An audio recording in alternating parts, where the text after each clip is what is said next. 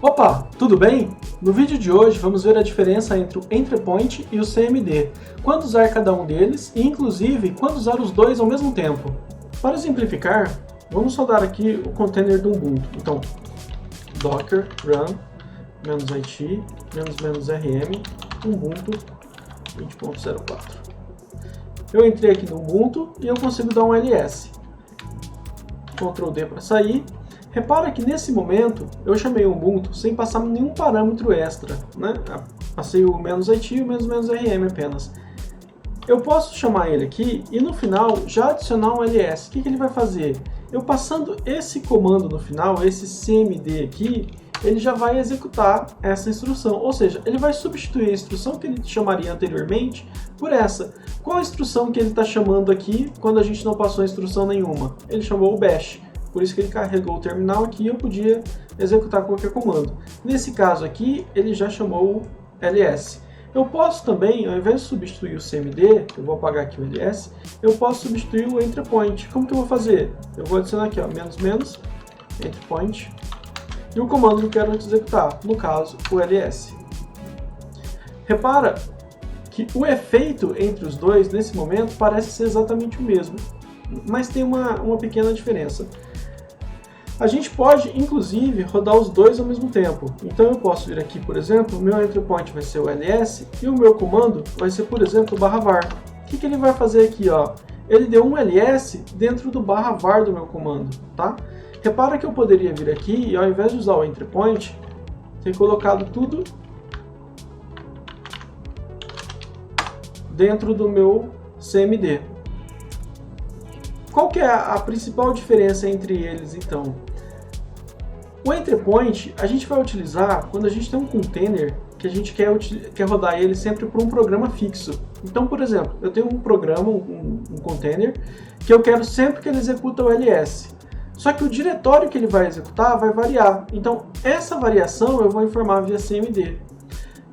Quando eu tenho um container que ele vai executar múltiplas coisas, por exemplo, eu estou instalando um Blast, e o Blast tem vários programas, BlastX, BlastN, e eu quero dar toda essa liberdade para o usuário, hora chamar um, hora chamar o outro. Então eu não vou usar o entry point, eu vou usar o cmd para fazer as chamadas dele. Vamos limpar aqui a tela e vamos ver como ficaria no Dockerfile. Vamos criar um diretório para armazenar nossos dados. Então, mkdir 09 entry point cmd. Vou entrar nele aqui e vou abrir o VS Code. Vou começar agora aqui criando o Dockerfile, então touch Dockerfile.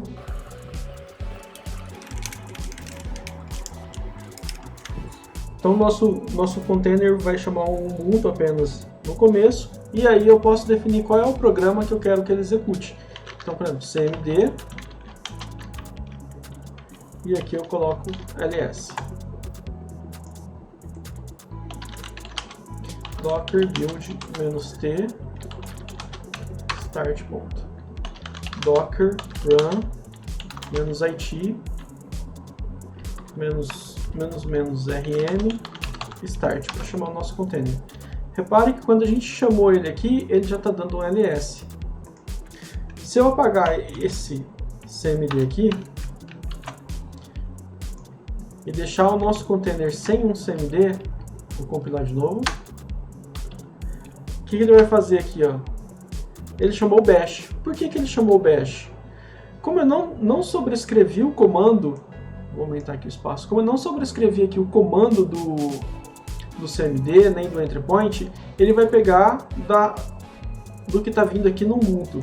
E como que eu sei qual que é o que está vindo? Deixa eu sair do container aqui, docker inspect, e aí o nome da imagem que eu quero ver. Então, Ubuntu 20.04.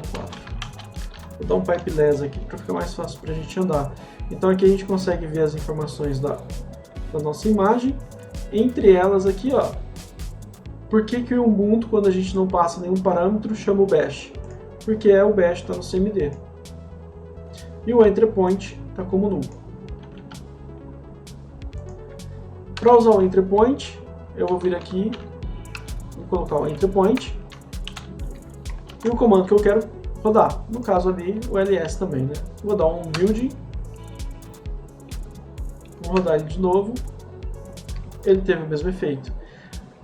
O grande barato de usar o entry point aqui com o ls, por exemplo, é que fica fácil se eu quiser dar um ls, por exemplo, no /var aqui, ó. Então, se eu tenho um programa que eu consigo executar ele com vários argumentos, eu chamo ele com o entry point e passo os meus argumentos com o cmd.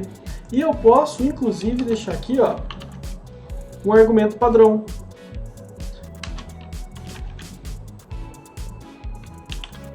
-LA. Então eu compilei agora.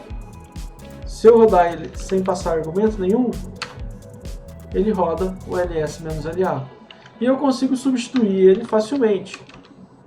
/tmp, não tem nada, ou no raiz direto, né? Ele vai substituir esse meu cmd. Não é habitual, embora possível a gente substituir o entry point, não é habitual a gente rodar um container substituindo o entry point. Para não correr o risco de ficar mal entendido, não é habitual a gente substituir o entry point quando a gente está rodando o container na linha do Docker Run. Mas na hora que a gente está construindo o nosso container, na hora que a gente está construindo a nossa imagem, o Dockerfile, é perfeitamente possível e é perfeitamente usual a gente substituir o nosso entry point. Aqui, só para a gente ficar mais claro essa questão do que usar como entry point e o que usar como cmd, pensa assim, ó, eu vou rodar o comando, por exemplo, ping.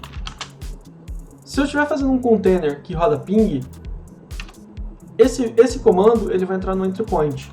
Todo o restante, por exemplo, ping localhost. Esse localhost que a gente está adicionando, esse cara ele ficaria no cmd. Por quê? Porque é comum, ora eu querer rodar no localhost e ora eu querer rodar em outro lugar, por exemplo, google.com. E o ping tende a ser fixo. Quando eu quero rodar o comando ping, eu não vou mudar ele. Então eu vou mudar só esses argumentos. Eu posso colocar aqui, ó, outro argumento, -c2, para ele mandar só 2 pacotes. Então nesse caso aqui, o ping é meu entry point, o -c2 google.com entraria como argumento. Se eu quero fazer um container que só chama o ping, basta colocar o entry point. Se por padrão, normalmente eu vou chamar o -c2 google.com, eu já coloco eles como argumento. Mas colocando como argumento, eu dou a possibilidade para o meu usuário pingar em outros lugares que não o Google. Legal?